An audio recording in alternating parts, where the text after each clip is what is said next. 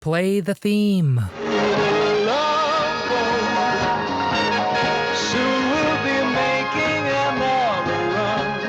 Growing up as a kid, this was a favorite. Julie McCoy, cruise director. Clean, classy fun, and always a happy ending. What time the festivities start? Well, as soon as we assign you your cabin.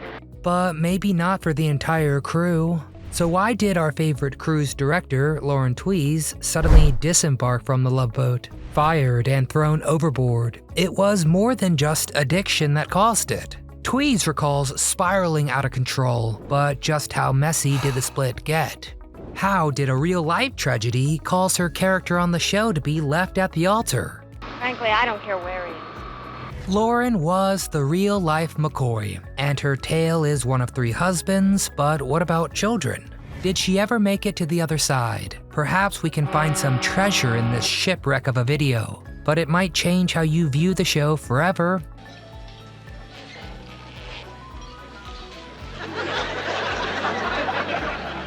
So let's dive in. You'll want to watch to the end to see why and how Lauren was a Dallas Cowboys cheerleader. Hey, isn't that Roger Staubach, the Dallas quarterback? Where?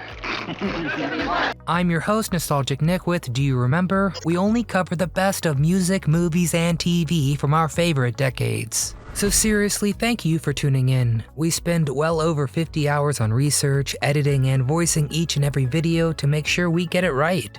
Unlike those others who rely on the fake voices and computer-generated information, repeating the same things over and over. So thank you, join the community, hit the thumbs up icon, because it really helps our channel more than you might know. And the bigger the channel gets, the better we can keep the good stuff coming. Alright now, let's set sail. What did Lauren Tewes star in?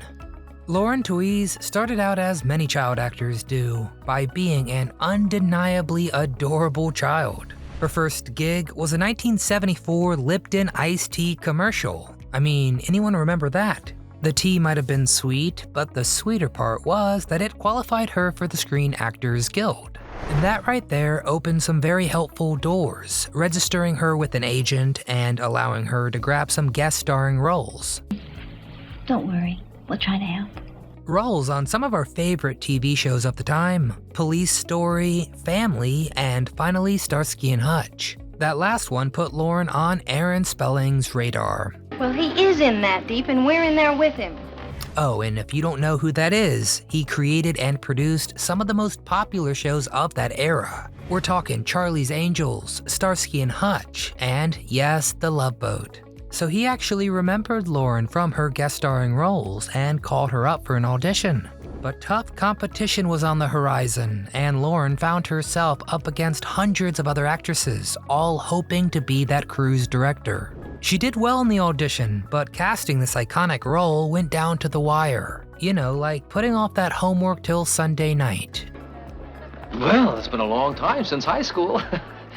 I mean, just the pilot episode was basically trial and error. Lauren didn't formally get the role of Julie until a day before filming the 3rd pilot episode. Yeah, you heard that right. Most shows have 1 pilot, you know, maybe 2. But The Love Boat had 3. And then poor Lauren still had to fight tooth and nail to make it to set. Well, I'm trying, sir. I'm trying.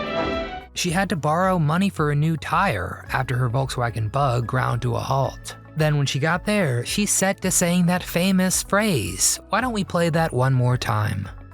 Hello, I'm Julie McCoy, your cruise director. I'm here to see you have a good time. She actually said it, quote, a gazillion times. And when she did, sometimes she accidentally called herself Julie McLeod, because she was so giddy about meeting the captain, you know, aka Gavin McLeod. But those nerves were nothing compared to what her character felt from Tony Selkirk, played by the very talented Anthony Andrews.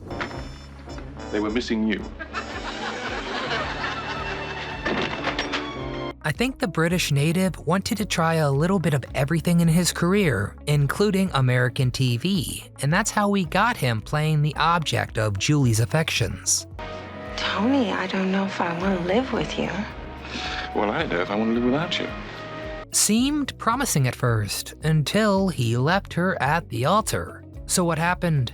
Well, in another tragic twist, this was because he had a fatal family illness, ending a particularly emotional arc for dear Julie. But this fictional turmoil was quickly eclipsed by the very real nightmare that Lauren Tewes was in for. Why was Julie McCoy written off the Love Boat?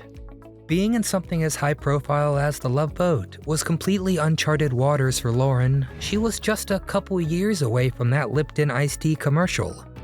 Yes, you can't call me Metal Mouth anymore. Talking about her leap to national fame, Lauren said, quote, "Imagine me never being on a series or getting public attention. Then all of a sudden I start receiving fan mail because of my role on the Love Boat. And with fame came expectations and hanging out with a new usual crowd of friends. The celebrity lifestyle was completely new to Tewes, and she felt a lot of pressure. You know, you always want to fit in with the crowd, right?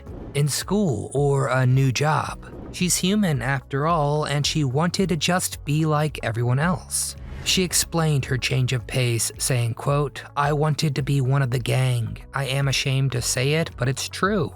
The first time I took the white stuff, I had just gotten the job on the Love Boat, and I was on my way to a party. My date said, 'Let's do drugs,' and I said, 'What the heck?' But unfortunately, that one night of high-octane fun began to bleed into everyday life."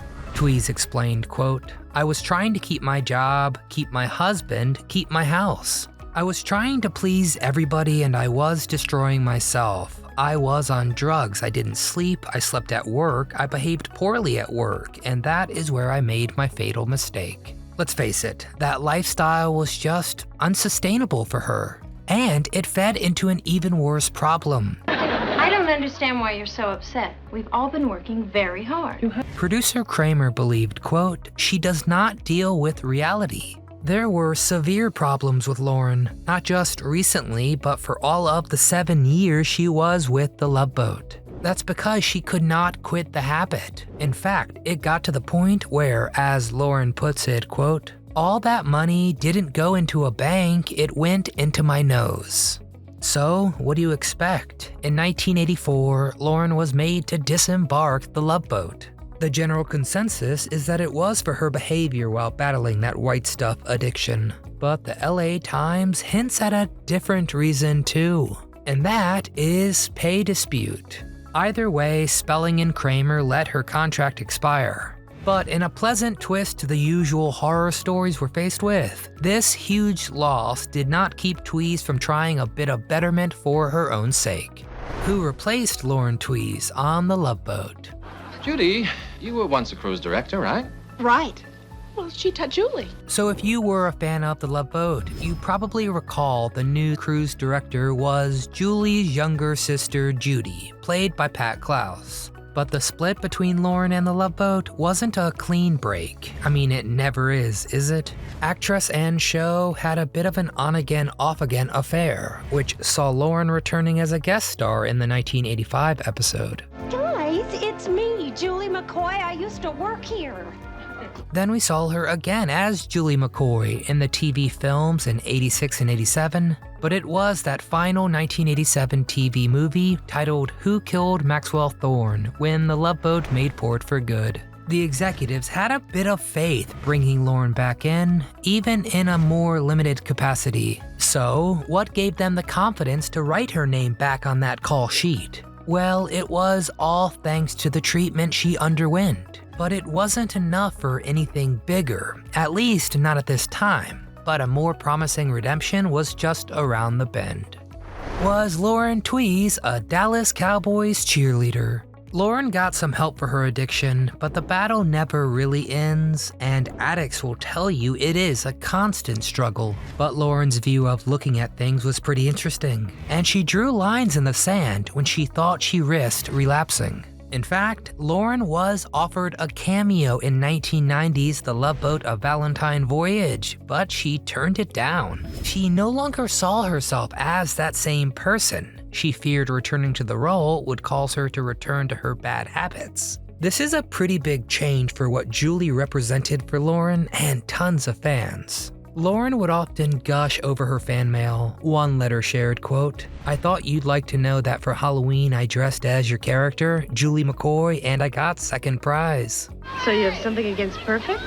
I don't know if you thought so, but we think Julie was revolutionary for her and so many others. And that fact was not lost on Lauren Tewes, who once explained, quote, "The exciting thing about my role is that I'm not just a pretty girl hanging around for atmosphere. I'm not here for sexuality. What I'm going through now is called the greatest thing that could happen to a person, and I know it." And when the work dried up from the Love Boat, Lauren didn't fight it. When she reflects on the choices she's made, it's with careful optimism. She once shared, quote, "I hope and pray that that's all past now. I think I made the right choices by trying to stay in the business while it was trying to keep me out. By following my own heart and my own drive, and by making the choice to stick it through." A lot of people had thrown her out after her severe addiction, but Lauren never complained, she just kept fighting. And post-Love Boat, working even saw her as a Dallas Cowboys cheerleader in the enigmatically named TV film Dallas Cowboys Cheerleaders. I wonder what that's about. Well, there's a surprising amount of covert ops in it. So far, all I've gotten from her is enough sugar and molasses to kill 4 diabetics. Hello. Today, the radiant Lauren Tewes, our favorite cruise director, is 70 years old. She has stayed the course, the healthy course, long enough to collect many more credits too. Most recently, she graced the small screen again in 2017's revival of Twin Peaks. Check out the episode, There's Fire Where You Are Going. They left. They just left. There's nobody in there. And if she's not acting, she's pursuing a very different, delicious kind of hobby. Lauren went back to school, culinary school more specifically. There, she became a cheese specialist. Boy, I would fondue that in a second if you could call me a cheese specialist. Anywho, she also worked as a sous chef in Seattle. Her days are much quieter now, since her third husband, Richard Nadir, died in 2002. Her first husband was a TV director, her second an Italian drummer. But she was happiest with the third, a stage actor, who she shared love and grief with. Because, terribly, in 1987, she and Nadir's daughter was born prematurely and died after 1 month on this earth.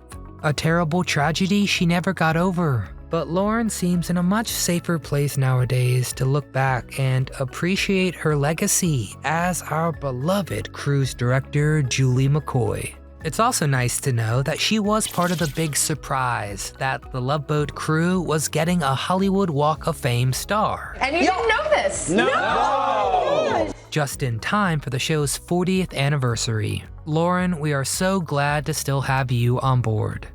She was one of the most iconic faces of a sensational series, and all the while, she was just trying to keep her life raft from taking on water. Lauren barely managed to stay afloat, but unlike the other horror stories we've all seen, she corrected course despite so many odds being against her. She did not let being fired from the show that made her famous ruin her self-worth. In fact, you could say she rediscovered herself because of her termination. So, now is the time where I open the floor. Get down below and tell us, did you keep up with the Love Boat for its entire run? What did you think about the themed specials? Who was your favorite cast member? And, well, is there another project of Lauren's that I forgot to mention? Because you're dumb. Well, please let us know. We absolutely love reading your thoughts. If you enjoyed the video, which we sure hope you did, please give it a thumbs up. It truly helps more than you know. And hey, subscribe to the channel so you catch all the best rewinds to the 60s, 70s, and 80s. But most importantly, from all of us here at Do You Remember, we want to thank you so very much for watching.